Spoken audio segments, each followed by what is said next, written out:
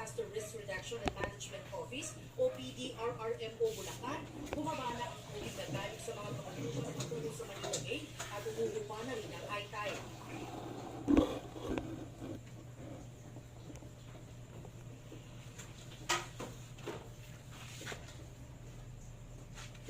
Ivan, sinuspindi na ni Bulacan Governor Daniel Fernando ang klase sa pampubliko at pribadong paaralan sa buong lalawigan bukas dahil nga sa sama ng panahon at dahil walang pasok. Paalala ng PDRRMO ng Bulacan sa mga magulang, bantayan ang kanilang mga anak at huwag silang payagang maligo o maglaro sa mga ilog at iba pang waterways.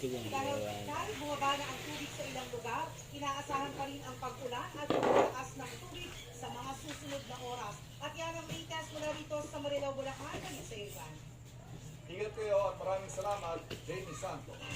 Mahigit 5 ang residente sa Las Piñas ang inilikas dahil sa nagpastaong baha at nakatutok lang si Bea Pila. Kuha na tayo ng mga handpid.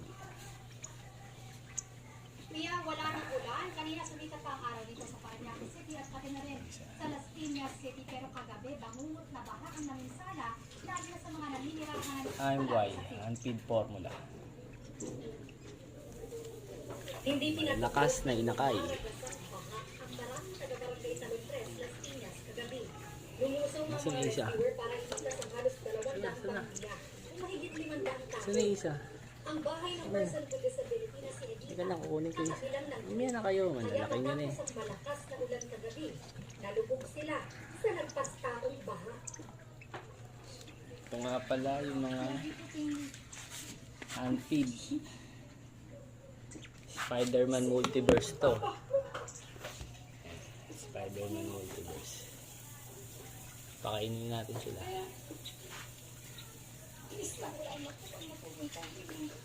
Mga opa posino. Kaasamin na po kami sa taas ng baha. Ang second floor nila. Mga par blue to eh. Par blue. Ano ba to? Ito par blue nito. Par blue. Si ano to?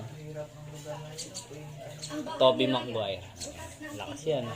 Ang loob daw nito, Toby. pinasok at Toby dito. nalubog sa baha. Dito lapit. Lapit. Lakas niya no. Oh, nahula sa camera si Toby Maguire. Dito. Ito na. Kaya. Ito si ano.